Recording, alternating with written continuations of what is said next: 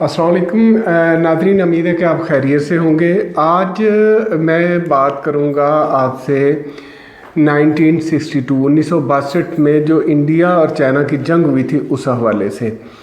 तो इस जंग में इंडिया को भारी नुकसान उठाना पड़ा और एक बहुत अहम इलाका अक्साई चीन जो है वो चाइना के कब्ज़े में चला गया। नाज़रीन, इस वीडियो में थोड़ा आगे बढ़ने से पहले मैं आपको रिक्वेस्ट करूंगा कि मैं अक्सर भूल जाता हूँ ये चीज़, तो आज शुरू में बताने जा रहा हूँ कि आप हमारी वीडियो को लाइक करें, सब्सक्राइब करें, बेल आइकन को प्रेस कर दें और अगर अच्छी लगे तो इसको शेयर भी करें।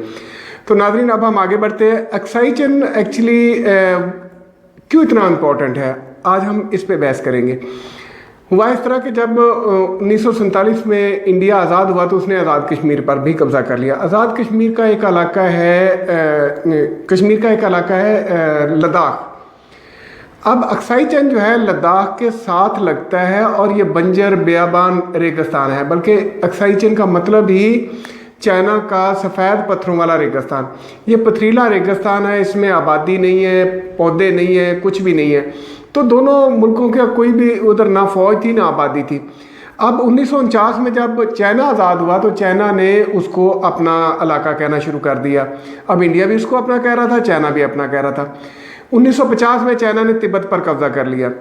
अब चाइना को तिब्बत तक पहुंचने के लिए एक ऐसा रास्ता चाहिए था कि जो सारा साल जो है ना जिसमें आमदोरफ्त जारी रह सके, और वो रास्ता जो था सिर्फ अक्साई चीन से ही गुजरता था। चूँकि चाइना का जो सूबा संक्यांग है उसके और तिब्बत के दरमियान जो है ये अक्साई चीन का इलाका आ जाता है। तो चाइना ने 1951 में वहाँ पे रोड बनाना शुरू कर दी अक्साई चीन के एरिए में, और 1957 में ये जो है रोड कंप्लीट हो गई। अब इस पे इंडिया ने शदीद एहतजाज किया, चूँकि इंडिया कह रहा था कि ये मेरा इलाका है, और यही वजह बनी कि 1962 में फिर चाइना और इंडिया की इस चीज़ पे जंग हो गई। इस जंग में इंडिया को भारी नुकसान उठाना पड़ा और उसमें तकरीबन 38,000 मरबा किलोमीटर का इलाका जो है वो चाइना ने उस पर कब्जा कर लिया। इसके अलावा इस जंग में इंडिया के 1383 फौजी मारे गए, 1696 लापता हो गए, 1047 जख्मी हुए और 3970 फौजी जो है वो कैदी बना लिए गए। इसमें इंडिया को भारी नुकसान उठाना पड़ा और चाइना की यकतरफा फतह हो गई। चाइना ने एक दिन की जंग के बाद चाइना ने खुद ब खुद ही इसको जंग को ख़त्म कर दिया, यानी वन साइडेड जो है उसने जंग बंदी का ऐलान कर दिया।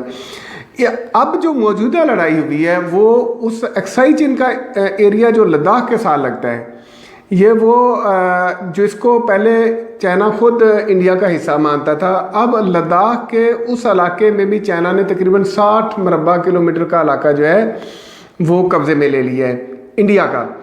और उसकी वजह मैं पिछली वीडियोस में बता चुका हूँ, एक दफ़ा फिर से थोड़ा दोहरा देता हूँ कि एक तो इंडिया ने अपने आर्टिकल में 370 जो है ना आर्टिकल जो है ना उसने अपने आइन से हटा दिया, जिसके तहत जो कश्मीर था वो एक आज़ाद इलाका समझा जाता था, नीम खुद मुख्तार इलाका कह लें।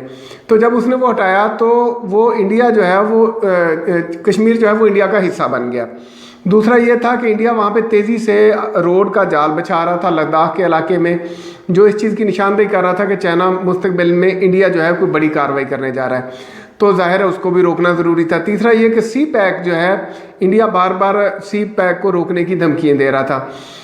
तो ये 3 बड़ी मेजर वजह थी जिसकी वजह से चाइना को आगे बढ़ के लद्दाख के भी कुछ इलाकों पे कब्जा करना पड़े, ताकि इंडिया को अंडर प्रेशर लाया जा सके और इंडिया से अपनी मनमानी शराइत पे जो है ना मामले को हल किया जाए।